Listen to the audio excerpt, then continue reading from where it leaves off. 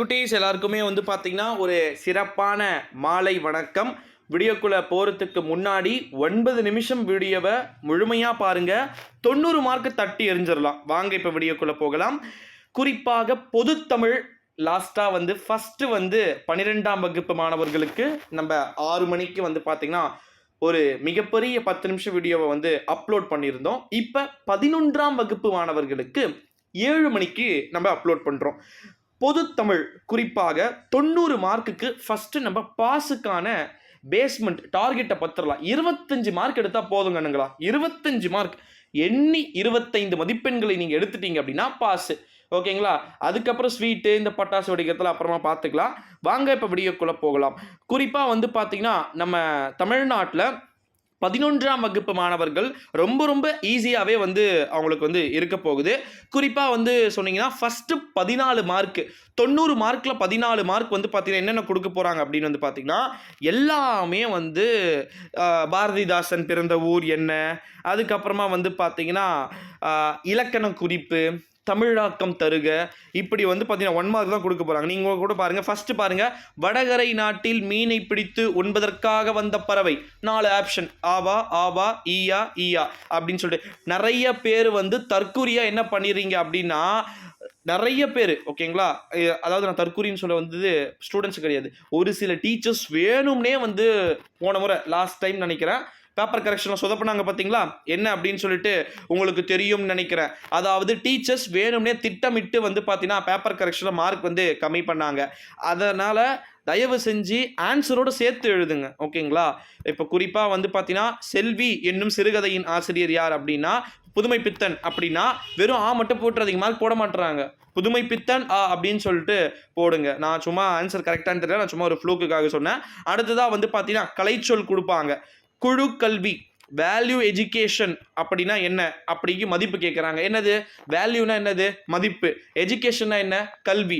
அப்போ ஆப்ஷன் என்ன இ தான் கரெக்ட் ஆன்சர், மதிப்பு கல்வி. இதெல்லாம் பார்த்தீங்கன்னா செப்ப மேட்ரு. ஃபஸ்ட்டு 14 நீங்கள் ஏனோ தானோன்னு அடிச்சு விட்டாலும் கூட 7 மார்க் வந்துடும் சொல்ல குட்டீஸ். ஓகேங்களா. சரி, அது முடிச்சுட்டு நம்ம அப்படியே வந்தோம் அப்படின்னா பகுதி 2ல் டோட்டலாகவே 2 மார்க் கொஸ்டின்ஸ். 12க்கு எப்படி பேஸோ அதே மாதிரி தான். குறிப்பாக பார்த்தீங்கன்னா தமிழர்கள் புகழ் பழி ஆகியவற்றை எவ்வாறு ஏற்றதாக புறநானூறு கூறுகிறது. புறநானூறு தெரியும், அதில் எல்லாத்தையுமே கரைச்சி குடிச்சிருங்க. ஏன்னா அந்த புறநானூறு பாடல்லேருந்து 1 மார்க் வரும், 2 மார்க் வரும். பிரீஃப் கொஸ்டின்ஸ் கேட்குறது 6 மார்க் கொஸ்டின்ஸ் கேட்பாங்க. அடுத்தது ரொம்ப இம்பார்ட்டன்ட், நீங்கள் 16 பாருங்க. மதீனா நகரம் ஒரு பொன் நகரம் என்னும் கூற்றினை உறுதிப்படுத்துக. இது கண்டிப்பா வருங்க. இது ஒரு வாய்ப்பு இருந்துச்சுன்னா 6 மதிப்பெண்க்கு கூட வரத்துக்கு வாய்ப்பு இருக்கு. அடுத்த ஒரு மிக முக்கியமான அறிவிப்பு, 15, 16, 17, 18 கிட்டத்தட்ட பார்த்தீங்கன்னா 4 கொஸ்டின்ஸில் பார்த்தீங்கன்னா 5லேருந்து 18க்குள்ளே நம்ம 4 கொஸ்டின் கொடுத்துட்டு அதில் 3 ரொம்ப ஃபஸ்ட்டு 5 குத்து 3 எழுதுனா கூட பரவாயில்ல. சரி, அப்படியே கீழே வாங்கலேன். பிரிவு 2லையும் அதே தான். குறிப்பாக தொழு உரம் கேட்டிருக்காங்க பாருங்கள்.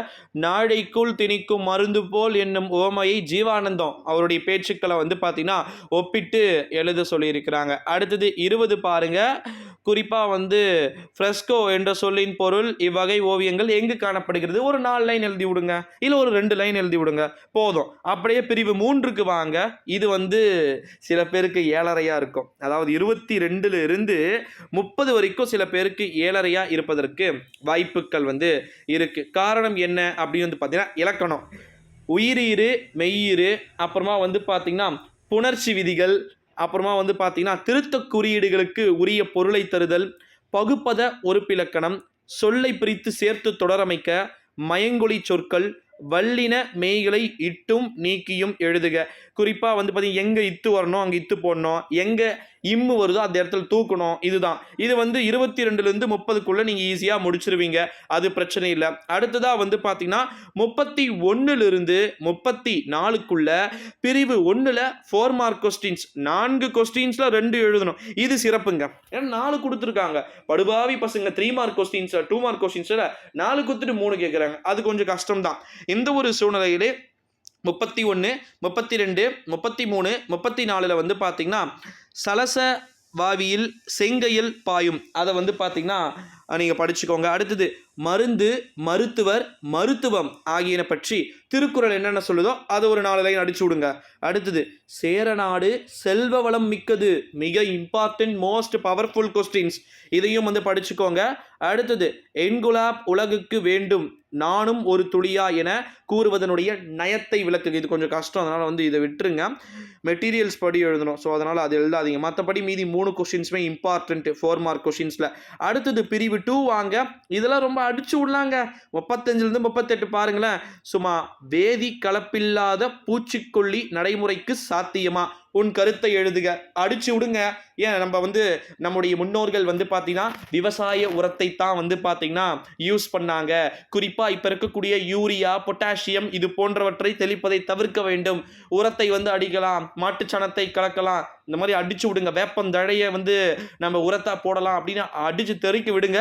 அடுத்ததாக வந்து பார்த்தீங்கன்னா 36 மரபு வழி கல்வி முறைகளில் எவையேனும் 2 வந்து விளக்குக அப்படின்னு வந்து சொல்லியிருக்கிறாங்க. 37 ஆனந்த ரங்கனின் இறுதிக்கால நாட்குறிப்புகளில் இடம்பெற்ற செய்திகள். இதெல்லாம் பிரீஃபாக கொஞ்சம் எழுதிருங்க, ஓகேங்களா? இதெல்லாம் தலைவலி பிடிச்ச வேலை. அடுத்தது பிரிவு 3 எனக்கு பிடிச்சதுங்க. வேற்றுமையணி, உருவக அணி, சொற்பொருள் பின்வரு நிலையணி, இரட்டர மொழிதல் அணி, ஓகேங்களா? இதெல்லாம் வந்து பார்த்தீங்கன்னா உவமை அணி. இந்த 5 அணியை மட்டும் படிச்சுக்கிட்டிங்கன்னா 39 நம்ம 4 மார்க்கு தட்டி தூக்கி எறிஞ்சிடலாம். அடுத்ததாக வந்து பார்த்தீங்கன்னா 40, 41, 42 வந்து ஈஸியாக இருக்கும். 4 ஆப்ஷன் 5 ஆப்ஷன் கொடுத்துட்றாங்க, அதுக்கேற்ற மாதிரி நம்ம எழுதிக்கிறோம். 43 அப்படியே வந்தீங்க அப்படின்னா தமிழாக்கம் தருக. 4 சென்டென்ஸு. ஃபஸ்ட்டு ஒரு சென்டென்ஸுக்கான தமிழ் அப்படியே எழுதணும். 1ன்னு போட்டுட்டு அதுக்கான தமிழ் மீனிங் எழுதணும். 2ன்னு போட்டுட்டு அதுக்கான தமிழ் மீனிங் எழுதணும். அடுத்தது 43ல் 2 பேட்ச் இருக்குப்பா. 1 ஆன்டிகேப், காது கேட்காத ஸ்டூடெண்ட்ஸ் வந்து பார்த்தீங்கன்னா ஃபஸ்ட்டு செலக்ட் பண்ணுங்க. செகண்டு காது கேளாதவர்களுக்கான மாற்று வினா அடுத்தது லாஸ்ட்டுப்பா வாங்க 44 to 47. அதாவது குறிப்பாக இதில் வந்து 44ல் 2 டீட்டெயில் இருக்குது. செய்யுள்ள 2 டீட்டெயில் எது வேணால் வரலாம். இதில் குறிப்பாக தலைவியின் இல்லற பாங்கினை பற்றி செவிலித்தாய் டீட்டெயில். அதற்கு பிறகு 44லே பி வந்து பார்த்தீங்கன்னா இறைவனின் பெருமையை தெரிவிக்கும் திருசாழல் மூலம் மாணிக்க வாசகரின் மொழி விளையாட்டினை விவரிக்க. இதுவும் ஈஸி தான். ஸோ இதெல்லாம் 6 மார்க் கொஸ்டின்ஸு. ஒரு 2 பேஜ் எழுதுங்க, ஓகேங்களா? 2 பேஜ்னா ஒரே பேஜ் தான், ஃப்ரண்ட் அண்டு பேக் மட்டும் எழுதுங்க, 6 மார்க் கொடுத்துருவாங்க. 45ல் 2 கொஸ்டின்ஸ். சுந்தர ராமசாமியின் காற்றில் கலந்த பேராசை, ஜீவானந்தம் ரொம்ப மிக முக்கியமான ஒரு விஷயம். ஜீவாவின் வாழ்க்கைக்கு எங்கடம் பொருந்தும் டீட்டெயில்ஸ், இதுவும் ஒரு 2-3 பேஜுக்கு வந்து எழுதுங்க. அதுக்கு பிறகு 45லே வந்து பார்த்தீங்கன்னா பி, நீங்கள் மொழியை வெளிப்படுத்தும் நிலையில் பேச்சு மொழியையும் எழுத்து மொழியையும் எவ்வாறு உணர்கிறீர்கள் என்பதை விவரிக்க அப்படின்னு சொல்லியிருக்கிறாங்க. லாஸ்ட்டுப்பா டீட்டெயிலில் 46 வாடிவாசல், ரொம்ப இப்போ அடிச்சு விடுங்க. வாடிவாசல்லாம் என்ன அப்படின்னு சொல்லிட்டு பொங்கல் இப்போ தான் முடிஞ்சிருக்கு. சும்மா ஒரு 2 லைன் 3 லைன் படிச்சிங்களா, கதையை எழுதி மார்க்கை தட்ட வேண்டும், அதுதான் தமிழ், ஓகேங்களா? அடுத்ததாக வந்து பார்த்தீங்கன்னா சிம்போனி தமிழரும் ஆஸ்கர் தமிழரும் இசைத்தமிழுக்கு ஆற்றிய பணிகள். பாயிண்டாக வேறுபாடு ஒரு பாக்ஸ் போட்டுருங்க, குறிப்பு சட்டகம் போடுங்க, ஸ்டார் பாயிண்ட் போடுங்க, அடித்து முடிச்சு விடுங்க. அடுத்தது 47ங்க, லாஸ்ட்டு 6 மார்க்கு. குறிப்பாக வந்து பார்த்தீங்கன்னா செய்யுள் 12க்கு தண்டியல் அலங்காரம் கண்டிப்பாக வரும். 11க்கு ஒரு 3-4 செப்பரேட்டாக இருக்குது. அதுக்கு பிறகு செயல் என முடியும் குறள், நோய் என முடியும் குறள், இப்படி வந்து கேட்பாங்க. ஸோ அதில் ஒரு 10 திருக்குறள் படிச்சுக்கோங்க, அவ்வளோதான் செல்ல குட்டீஸ். இதில் 90 மதிப்பெண்ணில் நம்ம எளிதாக ஈஸியாக வந்து பார்த்தீங்கன்னா 25 மார்க்கு தட்டிடலாம். எப்படி ப்ரோ சொல்கிறீங்க? மனப்பாடம் திருக்குறள் 6 மார்க்கு, தமிழாக்கம் தருக 4 மார்க்கு. சரி ஓகே, அது கூட எனக்கு கஷ்டமாக இருக்குன்னா ஃபஸ்ட்டு 14ல் 10 மார்க்கு, 16 மார்க் எடுத்துருவீங்களா? மீதி நான் 10 மார்க் எங்கே ப்ரோ நான் புரட்டுறது? அணி நான் சொன்ன 5 அணியில் எதனா ஒரு 3 அணி படிச்சுக்கோங்க, கண்டிப்பாக 1 எடுத்துடலாம். மீதி 5 மார்க்கை 2 மார்க்லேயும் பகுப்பத உறுப்பிலக்கணம் இலக்கணத்தில் தட்டி தூக்கி எறிஞ்சிடலாம், ஓகேங்களா? அது மட்டும் இல்லாமல் எல்லாத்தையுமே நம்ம முடிச்சிட்டோம். நெக்ஸ்ட் அடுத்த கட்டமாக இங்கிலீஷ் வந்து இருக்குது, ஓகேங்களா? 11th ஸ்டாண்டர்டுக்கு அதை பற்றி பார்க்கலாம். நம்ம சேனலுக்கு நீங்கள் புதிய பார்வையாளர்களாக இருந்தீங்கன்னா நம்ம சேனலை வந்து சப்ஸ்கிரைப் பண்ணிக்கோங்க.